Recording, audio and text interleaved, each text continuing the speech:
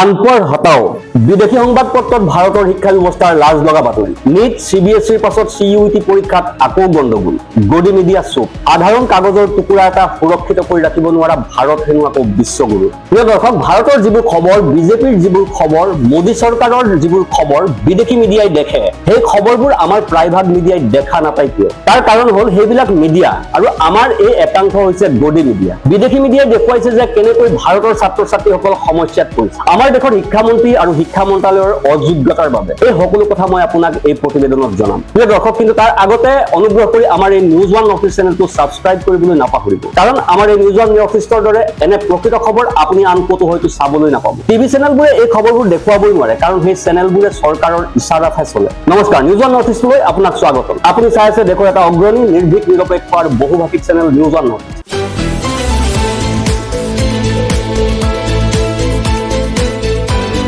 news one north ইষ্টৰ মাধ্যমেৰে আমি কেৱল বাতৰি সম্প্ৰচাৰ কৰাই নহয় ইয়াৰ আঁৰৰ প্ৰকৃত সত্যও আপোনাৰ সন্মুখত তুলি ধৰিবলৈ চেষ্টা কৰোঁ যিবিলাক বাতৰি গদি মিডিয়াই আপোনাৰ সন্মুখৰ পৰা সদায় লুকুৱাই ৰাখে প্ৰিয় দৰ্শক কিন্তু ভাৰতৰ মিডিয়াৰ মুখৰ পৰা এটা টু শব্দ ওলাই অহা নাই নিটৰ প্ৰশ্নকাকত ফাদিলৰ ক্ষেত্ৰতেই হওক চিবিএছইৰ গণ্ডগোলৰ ক্ষেত্ৰতেই হওক আৰু কালি হোৱা এটা ডাঙৰ গণ্ডগোলৰ ক্ষেত্ৰত যিটো চিইউটি পৰীক্ষাৰ কেন্দ্ৰত হৈছিল য'ত পৰীক্ষা আৰম্ভ হোৱাৰ লগে লগে প্ৰশ্নকাকত বিলোৱাৰ লগে লগে সমগ্ৰ চাৰ্ভাৰ ডাউন হৈ গ'ল চিষ্টেম ডাউন হৈ গ'ল আৰু এনেকুৱাটো নহয় চৰকাৰেতো নজনাকৈ থকা নাছিল যে কিমান ছাত্ৰ ছাত্ৰী আহিব কিমান ছাত্ৰ ছাত্ৰীয়ে লগ ইন কৰিব অলপ শক্তিশালী ৱেবছাইট বনাই নললে কিয় কিন্তু চৰকাৰে এই সকলো কথা জানি বুজিও নিজৰ কাম সঠিকভাৱে নকৰিলে শিক্ষা মন্ত্ৰালয়ে নিজৰ কাম সঠিকভাৱে নকৰিলে ফলস্বৰূপে যিটো পৰীক্ষা দুপৰীয়া 3 বজাত আৰম্ভ হ'ব লাগিছিল সেয়া 1 ঘণ্টা পলমকৈ আৰম্ভ হ'ল অৰ্থাৎ 4 বজাতহে আৰম্ভ হ'ল পৰীক্ষাৰ্থীসকলে তীব্ৰ ৰ'দকো নেওচি পৰীক্ষা দিবলৈ আহিছিল তীব্ৰ ৰ'দত ভেড়া ছাগলীৰ দৰে বাছত ঠেলা হেঁচা কৰি ট্ৰেইনত ঠেলা হেঁচা কৰি পৰীক্ষা দিবলৈ আহিছিল যাতে তেওঁলোকে কোনো এখন চৰকাৰী মহাবিদ্যালয় বা কোনো এখন চৰকাৰী বিশ্ববিদ্যালয়ত নামভৰ্তি কৰিব পাৰে নহলে ব্যক্তিগত মহাবিদ্যালয়সমূহৰ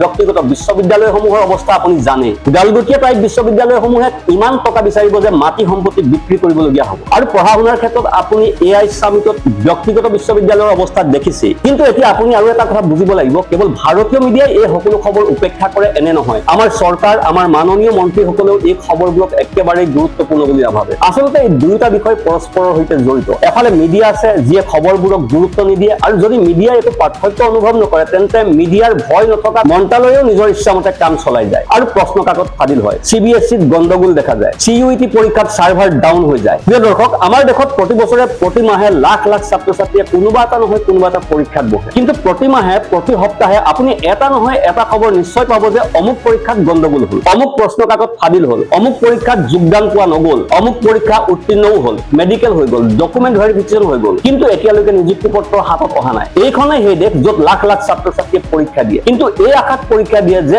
আগৰটোৰ প্ৰশ্নকাকত যদি ফাদিল হৈ গ'ল বা তাত কোনো গণ্ডগোল হ'ল তেন্তে এইবাৰটো পৰীক্ষা অন্ততঃ বাচি যাব এই আশাত নহয় যে আমি সম্পূৰ্ণ পৰিশ্ৰমেৰে এটা পৰীক্ষা দিম তাত উত্তীৰ্ণ হ'ম তাৰ পাছত পঢ়া শুনা কৰিম বা চাকৰি কৰিম বাধ্য হৈ 2-3টা 5-10টা পৰীক্ষা দিবলগীয়া হয় ইয়াৰ ওপৰত যদি প্ৰশ্নকাকত ফাদিল হৈ যায় বা আদালতত গোচৰ চলে তেন্তে আদালতত যুঁজক পুনৰ পৰীক্ষাৰ প্ৰস্তুতি কৰক যেনেকুৱা নিটত হৈ আছে নিটৰ ক্ষেত্ৰত চৰকাৰে এয়াৰফ'ৰ্চ মাতিবলগীয়া হৈছে চৰকাৰে পৰোক্ষভাৱে হ'লেও স্বীকাৰ কৰিবলৈ বাধ্য হৈছে যে প্ৰশ্নকাকতৰ সুৰক্ষা দিয়াটো চৰকাৰৰ সাধ্যৰ বাহিৰত এইখন চৰকাৰ এইসকল ইমান অযোগ্য ইমান অকামিলা যে এইসকলে এখন কাগজৰ টুকুৰাও সুৰক্ষিত কৰি ৰাখিব নোৱাৰে আৰু দেশ বচোৱাৰ কথা কয় আৰু নিট অহা 21 জুনত অনুষ্ঠিত হ'ব তাতো প্ৰশ্নকাকতৰ অৱস্থা কেনেকুৱা হ'ব সেয়া ভগৱানৰ ওপৰতে নিৰ্ভৰশীল কিন্তু যি অৱস্থা এতিয়া হ'ল কালি হ'ল সেয়া আন এক ধৰণৰ গণ্ডগোলহে দেখুৱাইছে আমি ডিজিটেল ইণ্ডিয়াৰ কথা কওঁ অনলাইন পৰীক্ষা হয় অনলাইন পৰীক্ষাত কম্পিউটাৰ নচলে চাৰ্ভাৰ ডাউন হৈ যায় এইখনে সেইখন দেশ যি বিশ্বগুৰু হ'ব বিচাৰে যাৰ চাৰ্ভাৰে সঠিকমতে নচলে তেওঁলোকে ডিজিটেল ইণ্ডিয়া আৰু বিশ্বগুৰুৰ কথা কয় প্ৰিয় দৰ্শক ব্যংগৰো এটা সীমা থাকে আৰু আপোনালোকে এইটো বুজিব লাগিব যে যেতিয়ালৈকে আপুনি নিজৰ বিষয়ত কথা নকব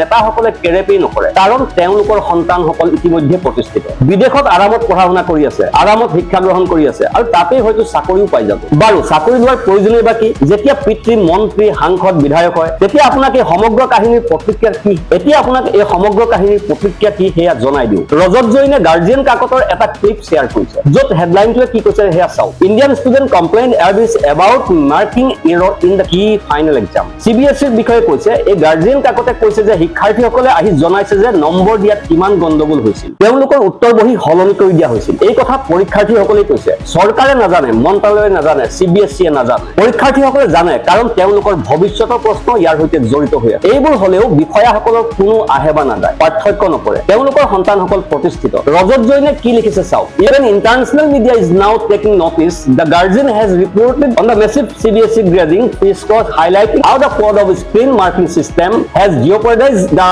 future of hundreds and thousands of Indian students হাজাৰ হাজাৰ লাখ লাখ পৰীক্ষাৰ্থীয়ে কৈ আছে যে আমাৰ ভৱিষ্যত বিপদাপন্ন আমাক বচাও কিন্তু আমাৰ দেশৰ শিক্ষামন্ত্ৰী ধৰ্মেন্দ্ৰ প্ৰধান ডাঙৰীয়াই এটা পৰীক্ষাৰ প্ৰশ্ন কাকতকো বচাব পৰা নাই তেন্তে ভৱিষ্যত পাছতে বচাব ইয়াৰ পাছত দিল্লীৰ প্ৰাক্তন মন্ত্ৰী আৰু মুখ্যমন্ত্ৰী আতিশিয়ে কি লিখিছে এটা ভিডিঅ' শ্বেয়াৰ কৰি যিটো সিদ্ধাৰ্থ নামৰ এজন টুইটাৰ ইউজাৰে শ্বেয়াৰ কৰিছিল য'ত CUT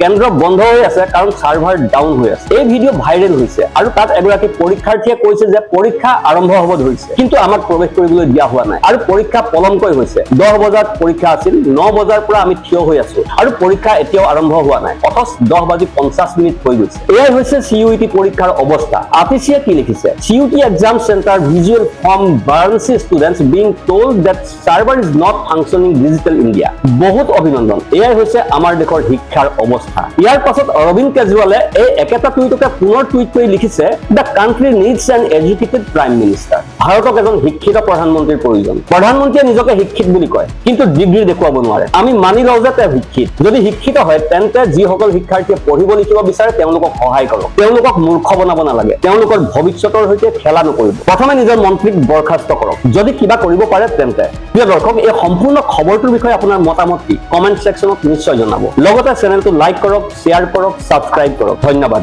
bureau report news on north east